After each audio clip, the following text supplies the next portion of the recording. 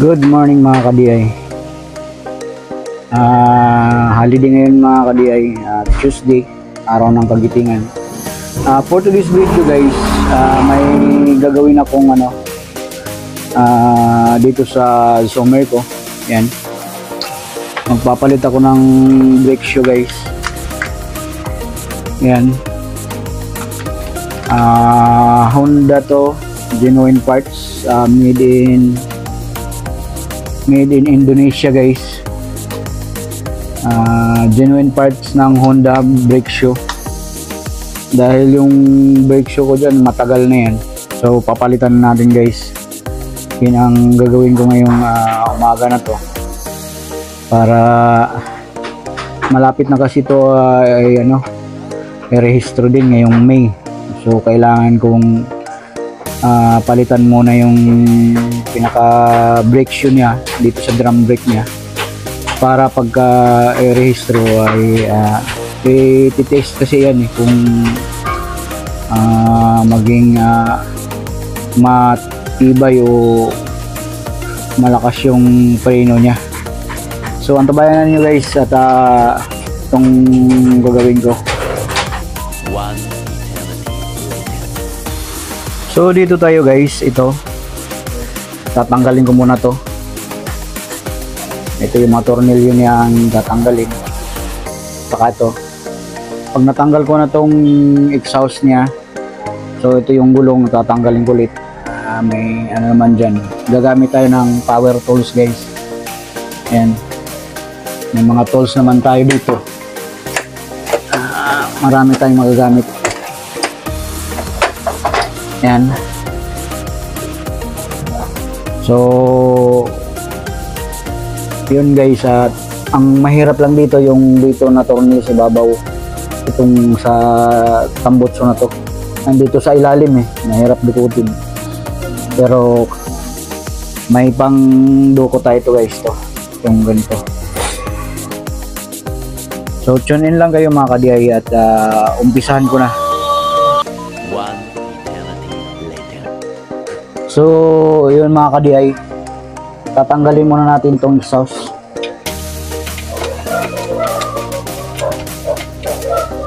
Dalawang tornilyo lang naman to, tapos dito humahawak dito sa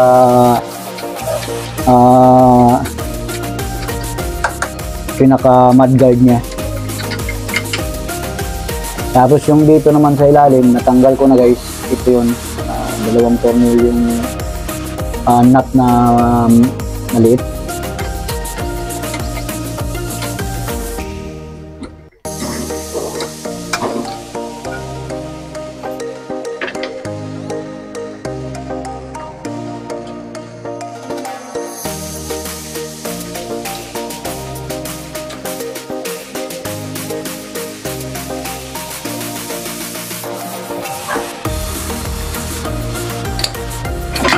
Yan, tanggal na natin.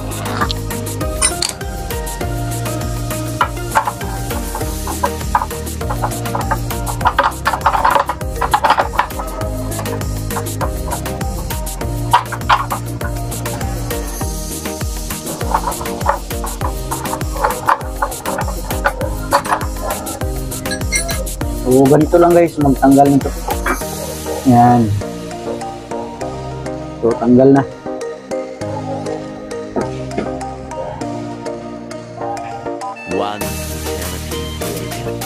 So ang sunod natin guys, ito. So gamit tayo ng compact drills guys.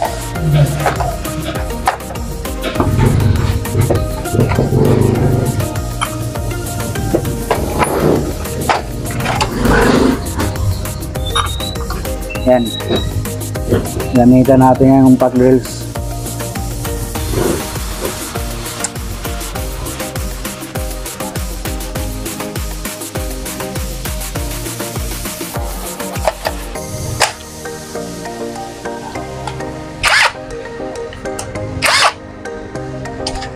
Gamitan natin ng extension.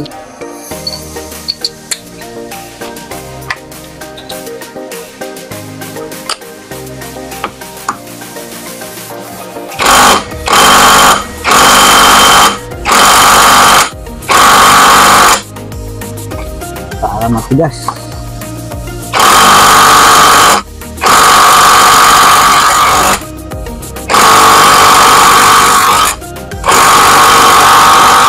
Ayan. Tanggal.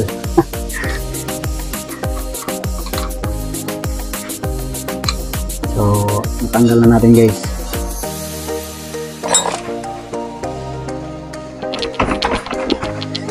So, gamit lang tayo ng rubber mallet. Kukunin ko lang guys. At bayanan nyo. So, yun mga ka-DI. Lagyan muna natin ng W40 guys. Yan.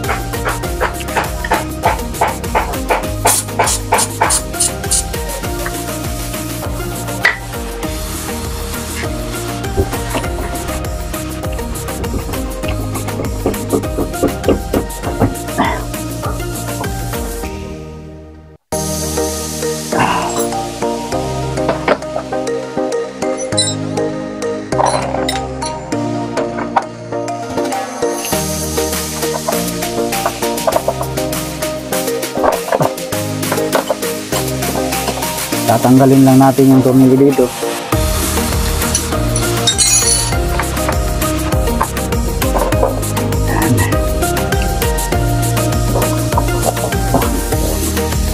Tanggalan natin guys yung gulong.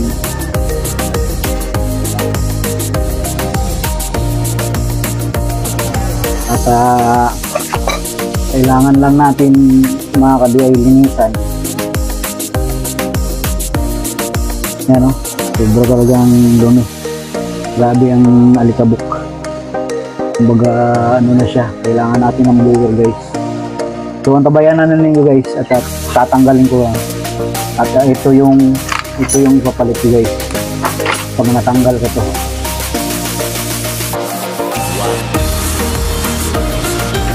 So yun mga ka-DI, at tinanggal natin yung gulong. At ang susunod ay tatanggalin natin itong brake shoe. Ganito lang pagtanggal mga ka-DI, baliin mo lang ganyan, tupiin mo siya. Ayan. Dahil spring lang naman kasi yan, so madali siyang baliin siya. Titiklupin para matanggal mo kagad siya. So lagyan natin ng W40 guys dahil medyo kinakalawang yung shaft gear niya. Grabe ang kalawang. Kaya kung minsan pagka tatanggalin natin yung gulong, kung tayo may magagawa ng ating mga motor, ay matigas dahil sa kinakalawang guys. Kaya kailangan talaga natin ng maintenance sa ating mga motor, na hindi na tayo magpagawa sa iba, kundi tayo na, para malaman din natin kung paano natin gawin yung mga bagay na nandyan sa atin guys. So yun mga ka-DI, kapag nakita nyo talagang grabe ang alikabok niya guys. Kailangan pagka nagtanggal kayo nito, pag magpalit kayo nito, kailangan talaga linisan din natin to. So sobrang dumi, pati dito titis-tisin ko, ang kapal ng dumikit na puto guys. Grabe. So yun lang kasi ang panahon na malinisan na pagka nagtanggal yung gulong. Titingnan din natin yung mags natin guys. So yun, sobra talaga ang dumi, napakarumi niya. So kailangan din natin linisin siya. Kung mayroong gasolina guys, mas maigi na malinisan natin ang gasolina. Pero parang mayroon akong gasolina doon, yun ang panglinis ko mga ka-DI. So yun, ang tabayanan ninyo guys, at kukuha muna ko ng gasolina. Yan mga ka-DI, may gasolina tayo. At linisan natin guys.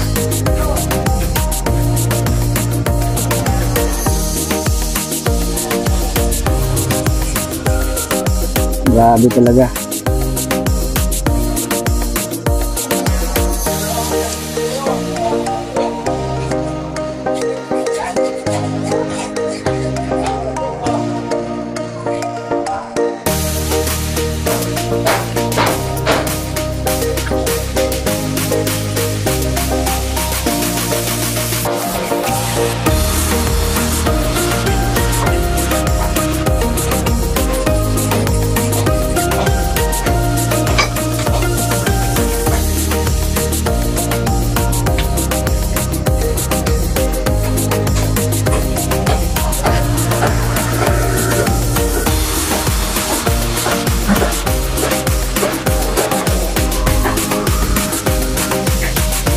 Grabe talagang dumi guys.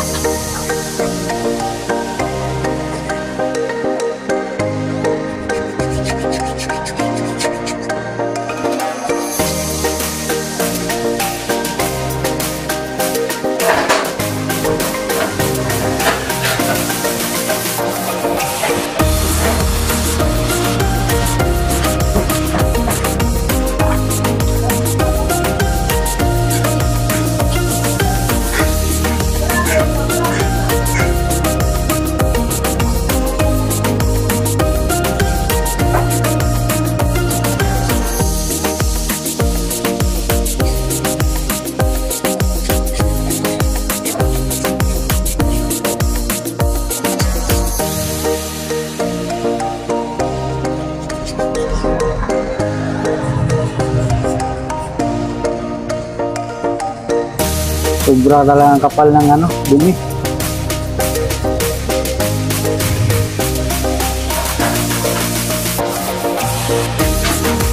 So ang tabayanan na ninyo guys, tapusin ko to paglinis. Kaya mga ka-DIY ay nalinis na natin. Medyo hindi pa ganun kalinis talaga, pero at least wala na yung mga alikabok guys na ang kapal kanina. So kahit pa paano, yung kapal din dito ng dumikit na ano, na tanggal ko na. Pero hindi talaga gaano kalinis ganyan guys. Pero mas maganda kasi ito pagka ano, nalilinis din talaga, natatanggal yung mga kapal na dumikit dito sa ating makina dahil sa gulong natin. So yun guys, malinis na siya. Pati yung ano natin, gulong din, malinis na siya. So ikakabit na natin yung ano guys, yung brake shoe ito. Ikakabit natin siya guys. So ang tabayanan ninyo guys. So ito guys, tatanggalin natin.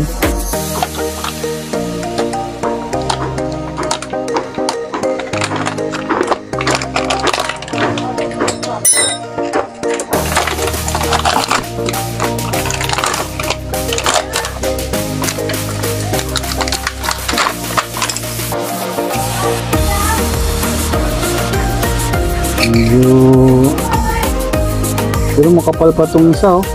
RCB to guys, yung inano ko. Pero itong sa Honda medyo manipis siya guys. Pero itong tinanggal ko, medyo makapal pa siya, oh. Titingnan natin guys.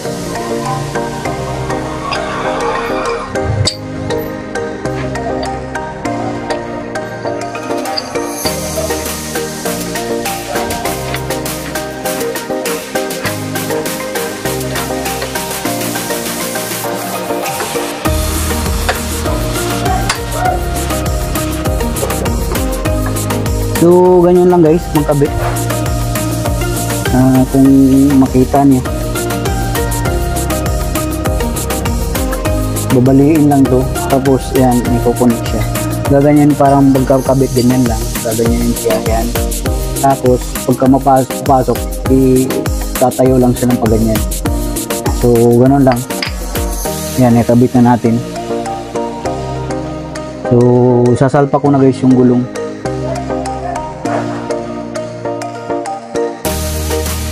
Lalagyan ko muna siya ng grasa. Kukuha lang ako ng grasa guys. Applyan natin guys ng grasa to, itong pinaka-gear niya, para hindi siya mastik tanggalin yung gulong. Kunti lang naman, hindi naman damihan, para lang may pampadulas lang siya guys.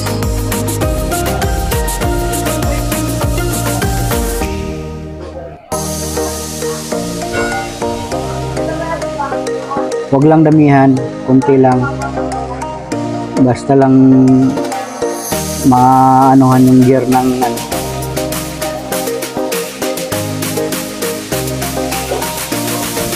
Para prevent na rin na hindi siya anuhan ng kalawang guys.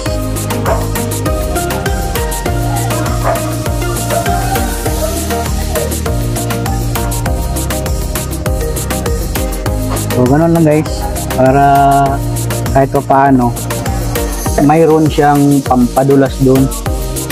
So salpak natin yung gulong guys.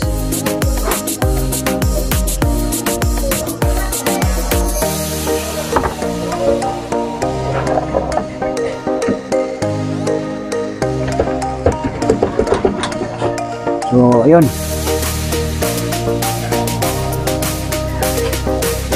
salpak na natin guys yung gulong. Nasa na lang natin dahil malikabok.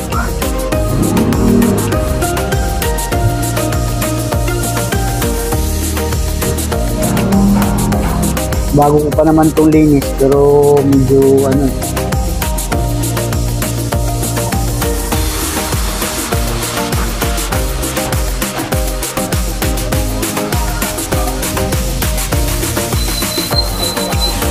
marumi na.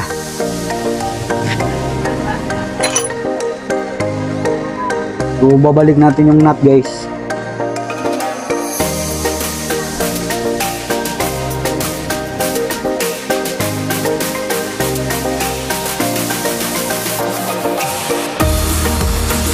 So, yun lang naman ang kailangan para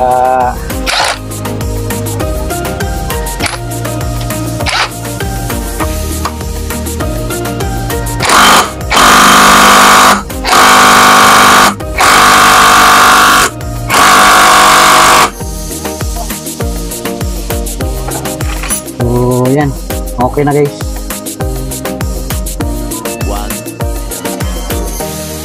Yun guys, kinabit ko na yung muffler natin guys, at nilagay ko na yung tornilyo, hihigpitan na lang. Patapos na tayo sa ating ginagawa.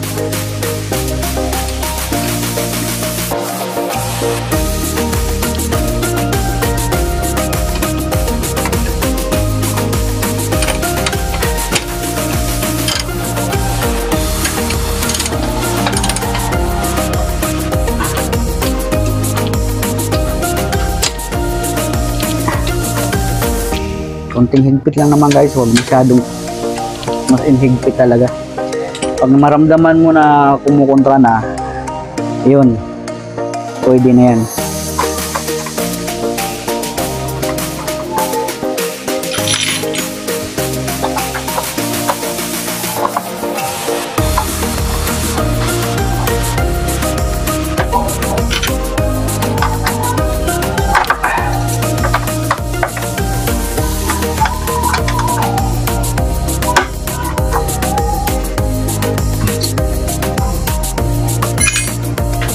So yun lang mga ka-DI, natapos na yung ating ginagawa. At salamat sa panonood ng video na to, at thank you sa aking mga subscriber, at saka sa hindi pa nakapag-subscribe ng aking mga video guys, subscribe kayo, at huwag ninyo kalimutan na pindutin ang notification bell para updated kayo sa aking mga video pa na darating guys. Salamat sa panonood. God bless sa ating lahat. Bye bye.